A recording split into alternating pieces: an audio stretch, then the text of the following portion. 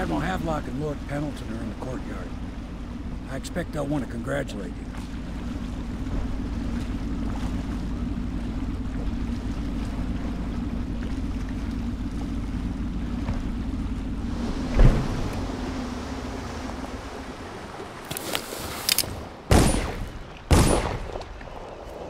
He's alive.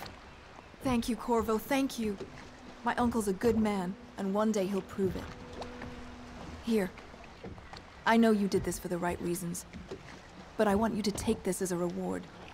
It's an old heirloom one of my aunts gave me.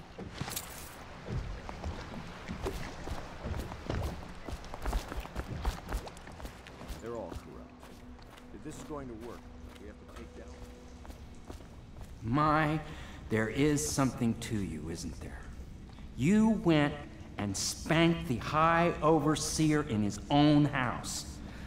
I hope the tools I designed for you function to your satisfaction. The fact that I am standing here and talking to you affirms that this is true, in several ways. Can I be of service to you?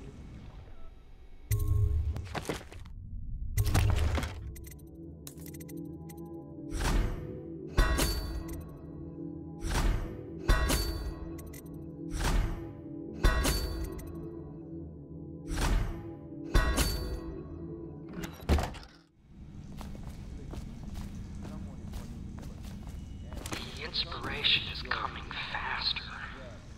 My mind works faster at night than it does during the day. I'm being swept away, and I can no longer tell if it's genius or madness. When Corvo arrived, he brought some force from the void with him. Or perhaps I'm more brilliant than I even supposed.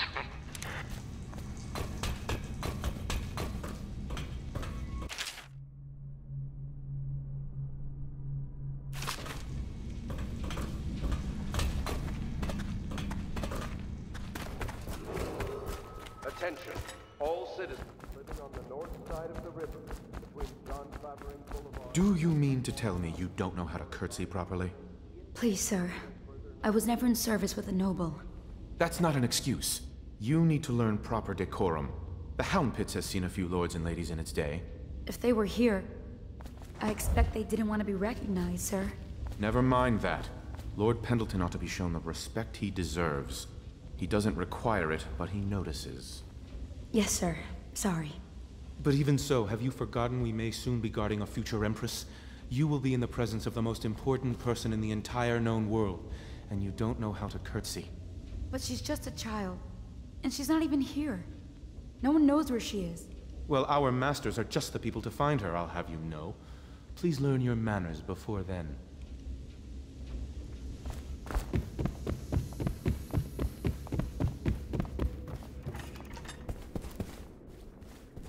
Memoir, Chapter 28.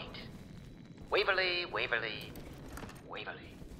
The very name sweeps one away. She came into our cold marble hall and brought light and warmth. She changed our lives forever. It was only later I realized she was a traitorous little weasel, like all the Boyles.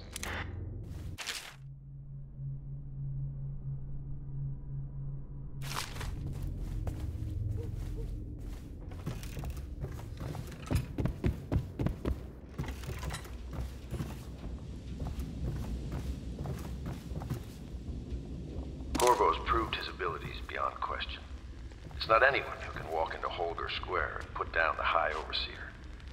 And now we're faced with the question, could he be dangerous? Events are going to move quickly now. The storm's rising.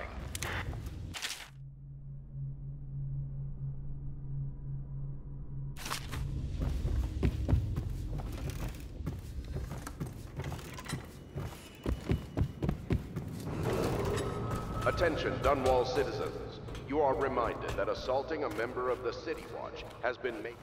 You did it! Somehow you took down the High Overseer Campbell against the odds. I knew you were our man, Corvo.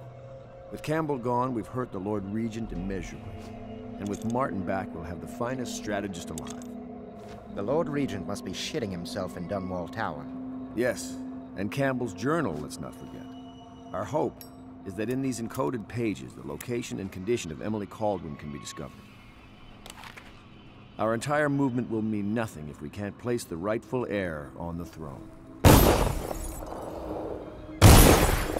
We must act fast. No doubt the Lord Regent is holding Emily somewhere, waiting to reveal her, to step out as the hero and further cement his regency. If he doesn't bring the young lady forth soon, there will be infighting among the nobles as to who should succeed the Empress. Yes, time is against us. But now you should take a well-earned rest, Corvo. We will decipher the contents of the High Overseer's journal and share them with you later.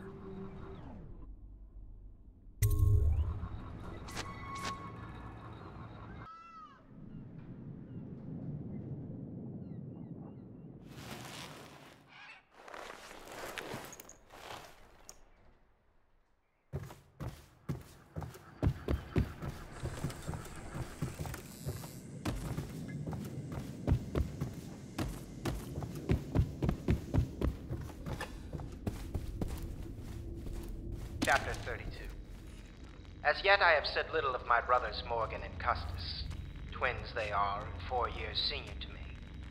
Morgan is the larger of the two brutes by a slight bit. From earliest memory they abused me in every way. I'm not the first to claim their elder siblings were cruel, but my suffering was unique, I promise you.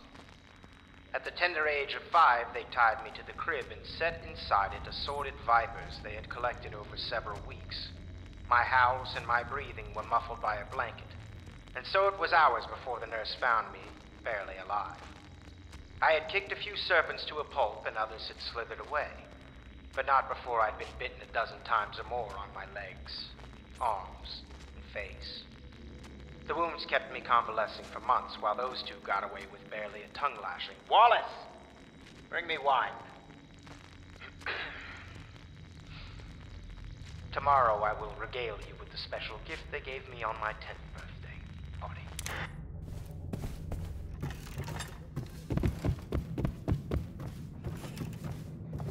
You're lucky I keep you on. Lucky? This place would fall apart in 10 minutes without me. Is that so? In any case, you can't dismiss me.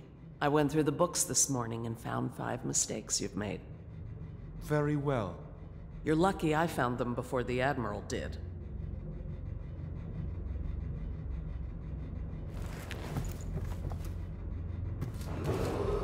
It is every citizen's duty to report treasonous speech and actions. The state depends on you. I know the Golden Cat, not as a patron, mind you. I designed some specialized devices for them. I kept the blueprints, if anyone is curious. Don't. I brought you tea as a courtesy to a colleague. I won't make that mistake in the future. I'm sorry, I only thought... Never mind what I thought. Thank you for the tea. I have to get back to the Admiral. He has news for me.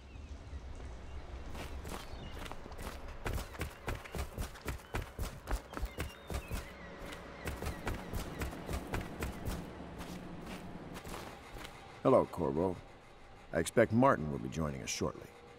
I hate to start your day with such a strange matter, but the servants heard something last night, moving through the storm drains beneath the building. Most likely a weeper, the poor bastard. There's no hope for them once the plague gets that far along. Nothing more than a shuffling corpse full of sickness and insects, if you ask me. I'd appreciate you investigating, just to be sure it's not a nosy guardsman that's getting too close. Here's a key to the hatches. I'd send a servant down there, but they'd die of fear on the spot, I'm afraid. Maybe Piero can concoct some sort of sleep poison for your crossbow if you want to go that route.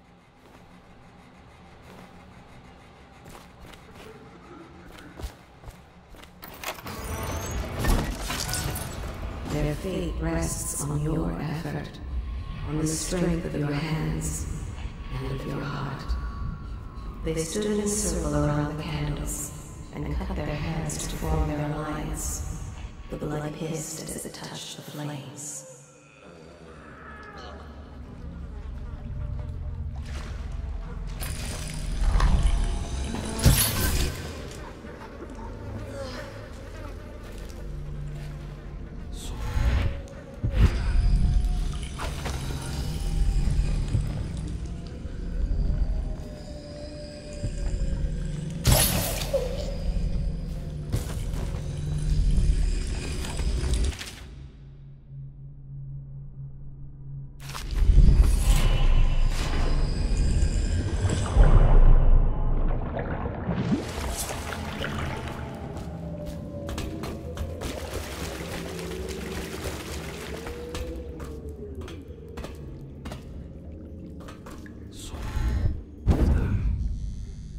faint or something? Dust here, dust there. Feels like the whole world is dusty. Corvo, I trust you remember Martin, an overseer before, and perhaps again someday soon. I owe you thanks for my rescue. Indeed. You've given us a glimmer of hope, Corvo. Because we've gotten what we wanted from Campbell's journal. You've done it. We know where Emily Caldwin is being held. The Golden Cat, of all places. A bathhouse for aristocrats. Little better than a cursed brothel. But there's an unfortunate twist. It appears that Pendleton's own kinsmen stand in our way. The twins, Morgan and Custis. Not only are they controlling Emily, but they have the controlling parliamentary votes we so desperately need. Yes, the Pendletons have to die. But most importantly, Emily must be brought here safely so we can protect her until the Lord Regent and his entourage have been dealt with. Pendleton's waiting for you on the dock. He's asked to brief you personally. I think it's best. There are few brave enough to laugh in the outsider's face. But T. Martin is one. Look at him. Admiral Hadlock grows restless on land. The conspirators have found a safe home here. They take great care they are not followed. Corvo, I've asked to speak to you myself. You see, I'm sending you to kill my older brothers, Morgan and Custis. They're horrible men. It's true, as you may have heard, cruel beyond words.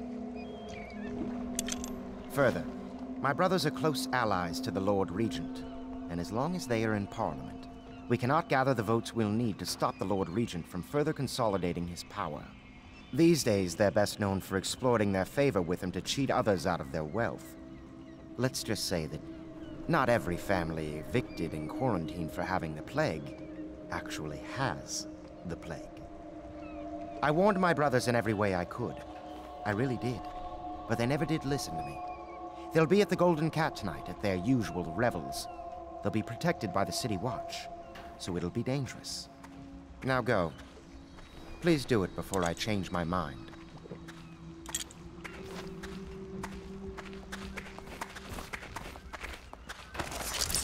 Do not be deceived by his talk of strictures. Martin's crimes weigh heavy on his spirit.